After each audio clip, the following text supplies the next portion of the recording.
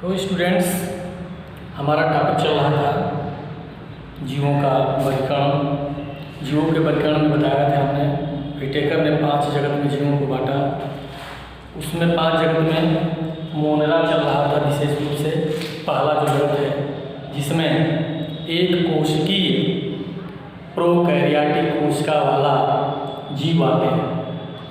अब इस मोनेरा में आपको बताया थे कि यूबैक्टीरिया, आर्कियोबैक्टीरिया, नीले हरे शैवाल, माइकोप्लाज्मा के बारे में हम अध्ययन करेंगे। यूबैक्टीरिया में जो 2 बैक्टीरिया होते हैं, 2 बैक्टीरिया जिसको हम जीवाणु कहते हैं बैक्टीरिया, इसके बारे में हमने आपको बताया था।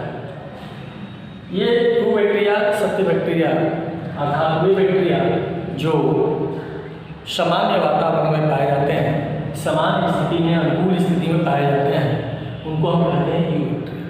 और आर्कियोबैक्टीरिया वे बैक्टीरिया जो प्रतिकूल परिस्थितियों में पाए जाते हैं, उनको कहते हैं आर्कियोबैक्टीरिया। आर्कियोबैक्टीरिया जो सबसे प्राचीन जीव हैं पृथ्वी पर, उनके बारे में आपको चर्चा किए हैं। पहले यूबैक्टीरिया आपको बता रहे थे। यूबैक्टीरिया का मतलब वे बैक्टीरिया जो अनुकूल परिस्थिति जैसे दूध, घी, दूध, दही, जो नाइट्रोजन फिक्सेशन यानी सामान्य वातावरण में होते हैं। और ये बैक्टीरिया आर्कियोबैक्टीरिया से बाद में आते हैं। जो यूबैक्टीरिया होते हैं उनकी संरचना आपको बताया था मैंने, उनकी आकृति बताया था, उनका आवास बताया था। इनका कैसे जन्म होता है इसमें एक ही मैं आपकी चर्चा आपसे कर रहा था। और जन्म में मैंने आपको बताया था कि ये जन्म मुख्यतः 2 प्रकार से करते हैं। एक होता है अलैंगिक जन्म, और एक हमने बताया था आपको लैंगिक जन्म। अलैंगिक जन्म में आपको बताया था कि मेनली 2 प्रकार से करते हैं।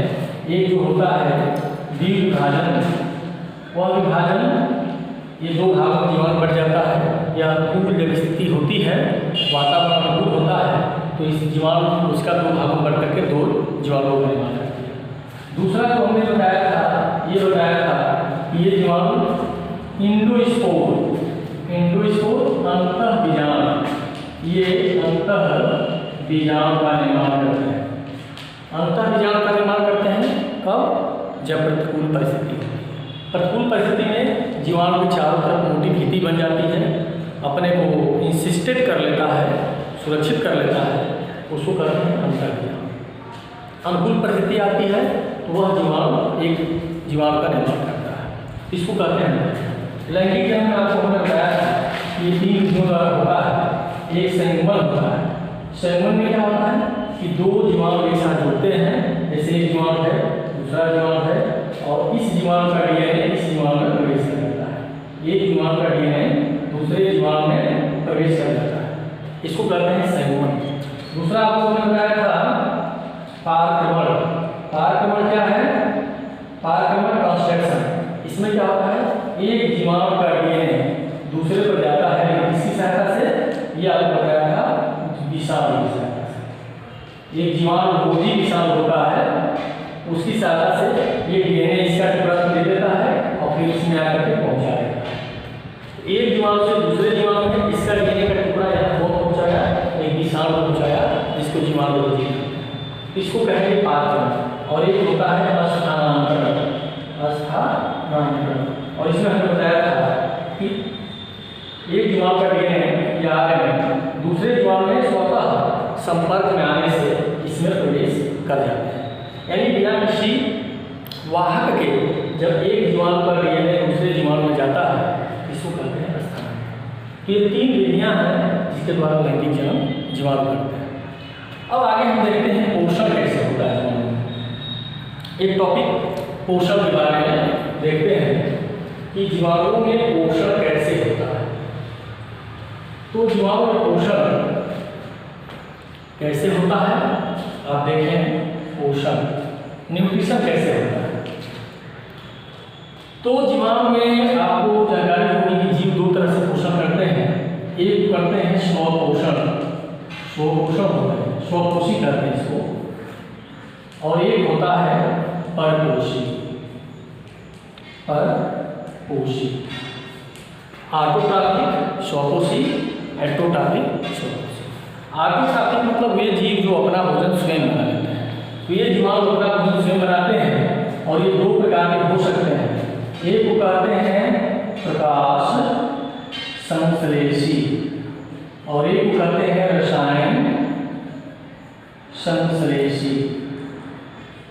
प्रकाश संश्लेषी का मतलब ये हुआ कि वे जीवाणु जो अपना भोजन प्रकाश की सहायता से बनाते हैं, यानी प्रकाश को लेते हैं और उसकी सहायता से अपना भोजन बनाते हैं, जैसे पौधे बनाते हैं, हरे पौधे।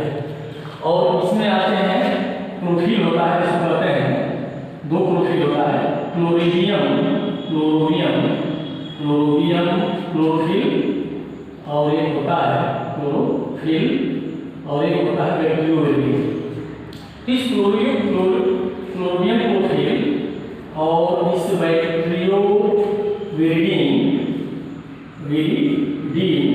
ये दो प्रकार के बाड़क होते हैं पिगमेंट, जिनकी सहायता से अपना भोजन बनाते हैं। एक चीज़ याद रखिए, जो प्रकाश संश्लेषण जीवाणु करते हैं उसमें H2O नहीं लेते हैं, पानी नहीं लेते हैं, उसके जगह पर H2S लेते हैं। और दूसरी विशेषता जानिए, ये अपने प्रकाश संश्लेषण करते हैं तो उसमें ऑक्सीजन गैस नहीं निकलती है, सल्फर गैस निकलती है। ये दो अंतर है मुख्य, किसमें? हरे पौधों के प्रकाश संश्लेषण में और इसमें। ये H2O ग्रहण नहीं करेंगे और इनमें O2 नहीं मिलेगा, ये क्या ग्रहण करेंगे? H2S। और इसमें गैस कौन निकलेगी? सल्फर गैस निकलेगी, O2 गैस नहीं। इसमें कौन सी गैस निकलेगी? Sulphur gas. ये अंतर है। रसायन संश्लेषण का मतलब ये हुआ कि ये भोजन पूरा बनाते हैं इसमें, लेकिन किसी सहायता से सूर्य की प्रकाश नहीं लेते, ये रासायनिक पदार्थों को तोड़ते हैं, रासायनिक पदार्थों को तोड़ करके पदार्थों का विखंडन करते हैं। और रासायनिक पदार्थ का जब विखंडन करते हैं तो उनसे जो एनर्जी निकलती है उनकी सहायता से अपना भोजन बनाते हैं। जैसे ये नाइट्रोजन बैक्टीरिया होते हैं, सल्फर बैक्टीरिया होते हैं, आयरन बैक्टीरिया होते हैं, मीथेन बैक्टीरिया होते हैं, ये कार्बन बैक्टीरिया होते हैं। यानी कार्बन पदार्थ को तोड़कर भोजन प्राप्त करेंगे, ऊर्जा कार्बन बैक्टीरिया। यानी इस तरह के रासायनिक पदार्थ को तोड़ करके अपना भोजन बनाते हैं, उस रासायनिक का नाम है। जैसे नाइट्रोसोमास है, मिथेनोजेन है, बिगियोटोवा है, ये विभिन्न प्रकार की बैक्टीरिया है। तो ये रासायनिक पदार्थों को तोड़ते हैं, उनसे जो एनर्जी निकलती है उससे अपना भोजन बनाते हैं। इनको रासायनिक संश्लेषण कहते हैं। आप देखिए परपोषी, तो परपोषी में आप देखेंगे मेनली दो चीज होता है, या तो परजीवी होगा या तो मृतोजीवी होगा। तो ये जीवाणु जो दूसरे जीवों पर उगते हैं, ग्रो करते हैं और उनसे भोजन प्राप्त करते हैं, परजीवी। तो ज़्यादातर जीव जंतुओं में, वनस्पतियों में जो जीवाणु होते हैं, जो रोग उत्पन्न करते हैं, परजीवी होते हैं। जैसे काला है, लेप्रोसी है, टाइफाइड है, ये जीवाणु। या मृतोजीवी का मतलब वे जीवाणु, कुछ जीवाणु ऐसे होते हैं कि मृत पदार्थों पर उगते हैं और उनसे अपना भोजन प्राप्त करते हैं। जैसे दूध से दही है तो है उस ऑर्गेनिक पदार्थ को उससे अपना भोजन प्राप्त करते हैं। तो इन्हें कहते हैं मृतोजीवी। तो जीवाणु में उसका ये दो प्रकार का हो गया और इनमें ऐसे जीवाणु होते हैं। एक चीज़ और इम्पोर्टेंट चीज़ जीवाणु है और उसको देख लेते हैं, जीवाणुओं का क्या महत्व है। बहुत जीवाणु लाभदायक भी होते हैं, हानिकारक भी होते हैं। जैसे आप हम देखें कि लाभदायक जीवाणु जो इम्पोर्टेंट, जो आपकी NCERT जहाँ इंगित करती है उसको ही केवल देखें हम, तो ये इंगित करती है कि कृषि क्षेत्र में इनका बड़ा महत्व है। कृषि क्षेत्र में काफ़ी महत्व। कृषि क्षेत्र में क्या करते हैं, तो ये नाइट्रोजन का स्थिरीकरण करते हैं, स्थिरीकरण करते हैं। यानी वातावरण में नाइट्रोजन है उसको जमीन में खींच लेते हैं। जैसे आपको एजेटोबैक्टर, आपका राइजोबियम आपने नाम सुना। तो राइजोबियम तो होता है सहजीवी जीवाणु, जो मटर दलहनी फसल के जो पौधे होते हैं, दलहनी पौधे, उनके जड़ों में पाया जाता है। और ये एजेटोबैक्टर स्वतंत्र रूप से मिट्टी में पाया जाता है और नाइट्रोजन को वातावरण से खींच कर जमीन में लाता है। ये दोनों जीवाणु होते हैं, क्या करते हैं, नाइट्रोजन स्थिरीकरण। पेट में भूमिका है। दूसरा है नाइट्रिकारी जीवाणु। ये नाइट्रिकारी जीवाणु क्या होते हैं? जो अमोनिया को नाइट्रेट में और नाइट्राइट में बदलता है। आप जानते हैं कि जो पौधे हैं वो नाइट्रेट के रूप में अमोनिया को करते हैं। अमोनिया के रूप में नहीं लेते हैं, नाइट्रेट में लेते हैं। तो नाइट्रेट को, ये अमोनिया को NO2 में कौन बदलेगा? नाइट्राइट में कौन बदलेगा? एक जीवाणु से। और ये नाइट्राइट को नाइट्रेट में कौन बदलेगा? तो ये दूसरा है। तो अमोनिया को नाइट्राइट में बदलने वाला जीवाणु, और ये जीवाणु होता है, ये होता है नाइट्रोबैक्टर, और ये होता है नाइट्रोसोमोनास।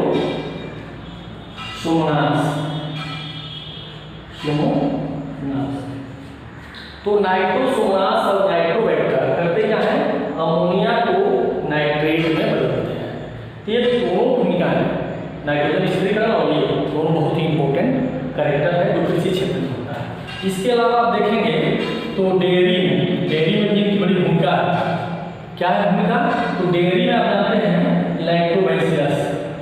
ये लैक्टोबैसिलस जो जीवाणु है, ये जीवाणु क्या करता है?